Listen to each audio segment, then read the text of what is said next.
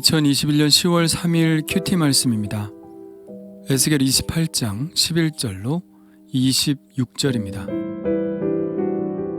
여호와의 말씀이 또 내게 임하여 이르시되 인자야 두로 왕을 위하여 슬픈 노래를 지어 그에게 이르기를 주 여호와의 말씀에 너는 완전한 도장이었고 지혜가 충족하며 온전히 아름다웠도다. 내가 옛적에 하나님의 동산 에덴에 있어서 각종 보석 곧 홍보석과 황보석과 금강석과 황옥과 홍마노와 창옥과 청보석과 남보석과 홍옥과 황금으로 단장하였으며 내가 지음을 받던 날에 너를 위하여 소고와 비파가 준비되었도다.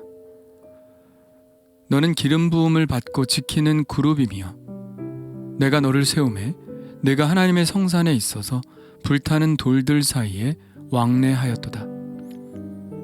내가 지음을 받던 날로부터 내 모든 길에 완전하더니 마침내 내게서 불의가 드러났도다. 내 무역이 많음으로 내 가운데에 강포가 가득하여 내가 범죄하였도다.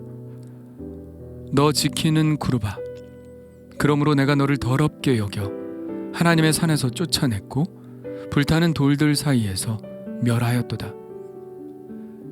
내가 아름다움으로 마음이 교만하였으며 내가 영화로움으로 내 지혜를 더럽혔으며 내가 너를 땅에 던져 왕들 앞에 두어 그들의 구경거리가 되게 하였도다. 내가 죄악이 많고 무역이 불의함으로 내 모든 성소를 더럽혔으며 내가 네 가운데에서 불을 내어 너를 사르게 하고 너를 보고 있는 모든 자 앞에서 너를 땅 위에 재가 되게 하였도다. 만민 중에 너를 아는 자가 너로 말미암아 다 놀랄 것이며 내가 공포의 대상이 되고 내가 영원히 다시 잊지 못하리라 하셨다 하라. 여호와의 말씀이 또 내게 임하여 이르시되 인자야 너는 얼굴을 시돈으로 향하고 그에게 예언하라. 너는 이르기를 주 여호와께서 이같이 말씀하시되 시돈아 내가 너를 대적하나니 내 가운데에서 내 영광이 나타나리라 하셨다 하라. 내가 그 가운데에서 심판을 행하여 내 거룩함을 나타낼 때에 무리가 나를 여호와인 줄을 알지라. 내가 그에게 전염병을 보내며 그의 거리에 피가 흐르게 하리니 사방에서 오는 칼에 상한 자가 그 가운데에 엎드러질 것인즉 무리가 나를 여호와인 줄을 알겠고 이스라엘 족속에게는 그 사방에서 그들을 멸시하는 자 중에 찌르는 가시와 아프게 하는 가시가 다시는 없으리니 내가 주 여호와인 줄을 그들이 알리라. 주 여호와께서 이같이 말씀하셨느니라. 내가 여러 민족 가운데에 흩어져 있는 이스라엘 족속을 모으고 그들로 말미암아 여러 나라의 눈앞에서 내 거룩함을 나타낼 때에 그들이 고국 땅 곧 내 종 야곱에게 준 땅에 거주할지라.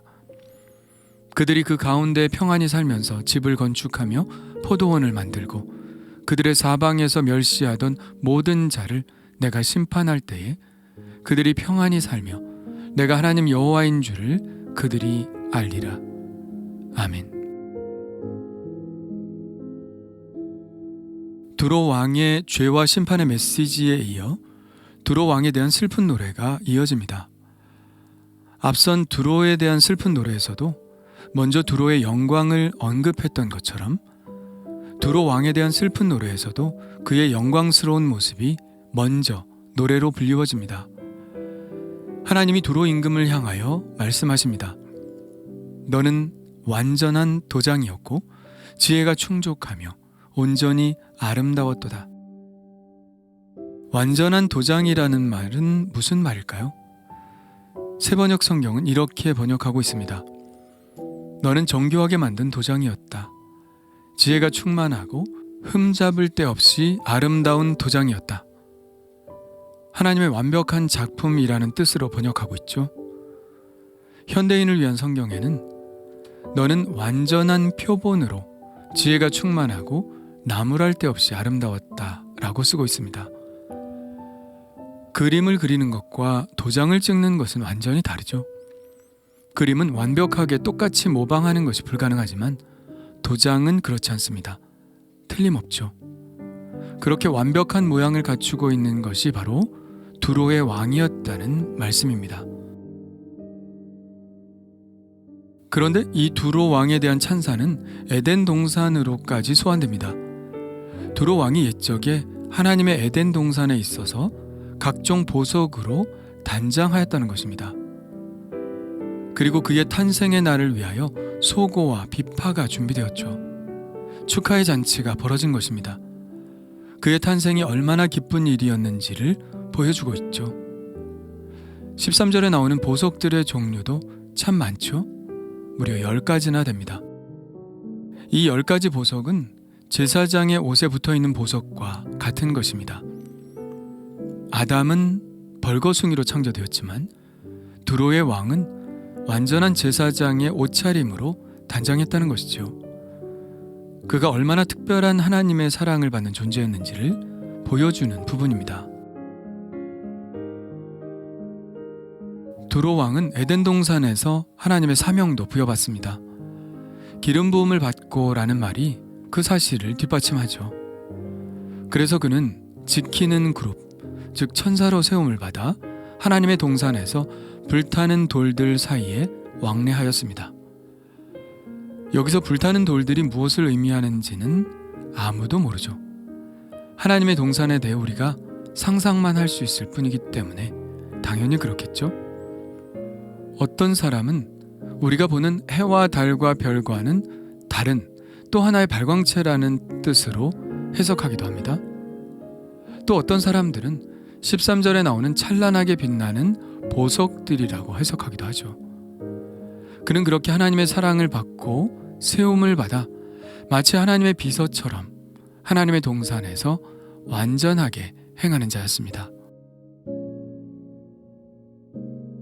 그런데 그렇게 모든 길에서 완전하게 행했던 그에게서 불의가 드러납니다.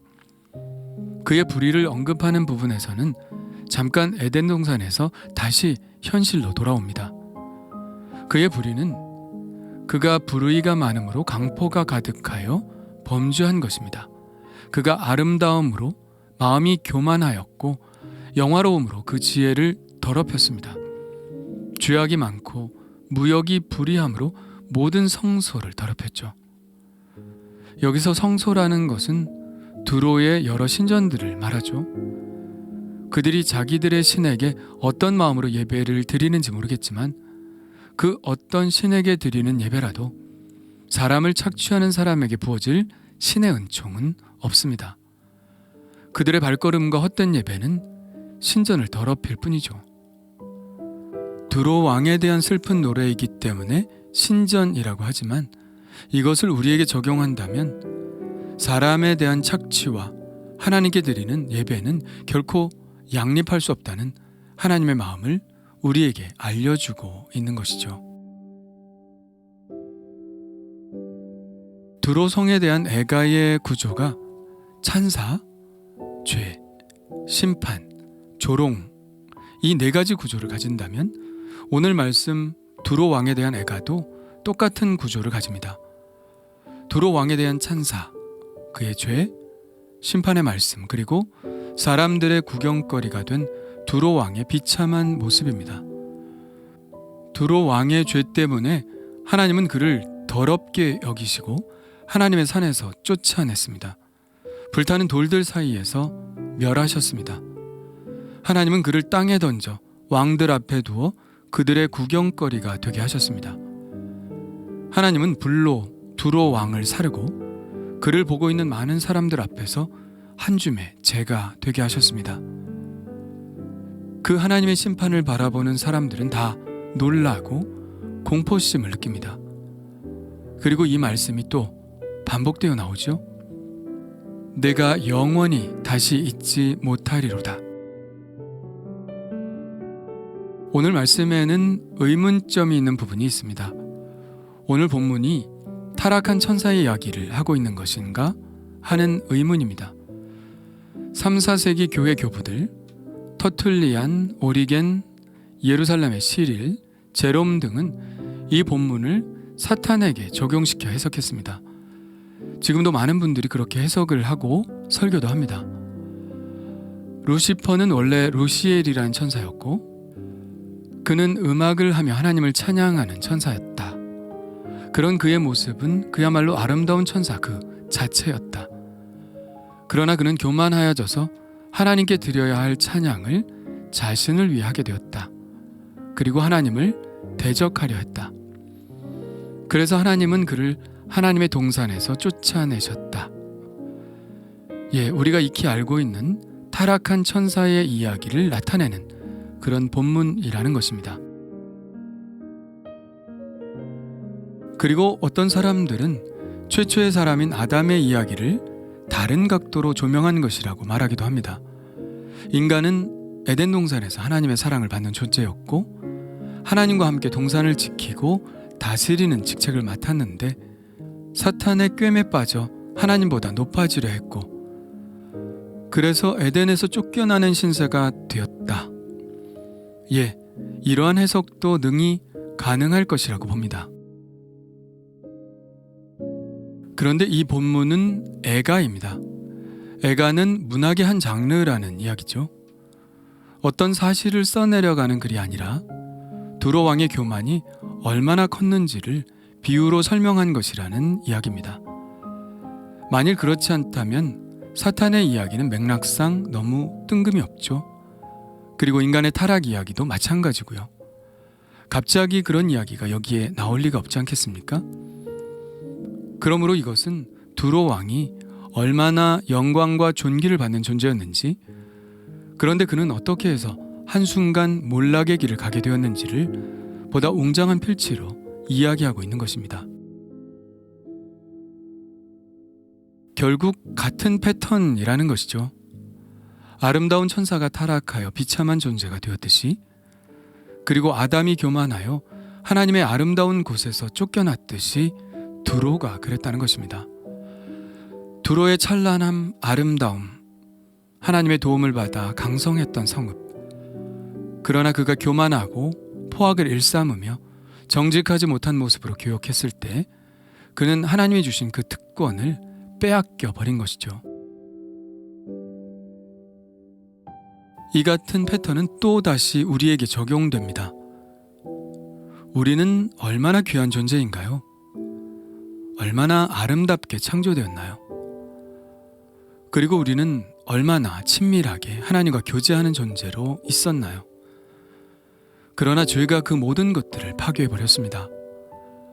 탕자처럼 스스로 하나님을 떠난 인간이 마주하게 되는 현실은 고통, 바로 그것입니다. 오늘의 애가는 어쩌면 우리를 위한 노래일지 모르겠습니다. 미래에 되어질 우리 죄인들의 운명을 미리 이야기하는 것일지 모릅니다. 그러나 한편 우리가 이 구약의 시대에 살고 있지 않은 것이 얼마나 감사한 일인지 모릅니다. 이 모든 죄의 고통에서 우리를 다시 하나님의 품으로 돌이키신 분이 우리에게는 계시기 때문이죠. 예수님께서 우리를 다시 하나님의 에덴으로 데려다 놓으셨습니다. 바로 25절과 26절의 말씀이 그 회복을 이야기하고 있죠. 그렇습니다. 하나님은 그 노를 영원히 품지 않으시는 분입니다. 예수님을 통해서 우리를 다시 돌이킬 수 있도록 해주셨습니다. 이 죄가 주는 파멸에서 우리를 구원하신 우리의 구원자 예수 그리스도께 그저 감사할 뿐입니다. 주님 감사합니다. 하나님의 아들 예수 그리스도를 통하여 저를 얼마나 아름답게 빚으셨는지 알게 하여 주옵소서. 그러니 그 사랑받음에 감사할 뿐 교만하지 않게 하시고 지혜를 더럽히지 않게 하시고 불의를 행하지 않게 하시고 하나님께 드리는 예배를 더럽히지 않게 하여 주옵소서. 하나님께서 아름답게 창조하신 새로운 피조물 된 이 영광을 오직 주님께만 돌리며 살게 하여 주옵소서. 영원히 다시 잊지 못하리라는 저주가 아니라 아버지의 집에 영원히 살리라는 그 축복만 있게 하여 주옵소서. 예수님의 이름으로 기도합니다. 아멘.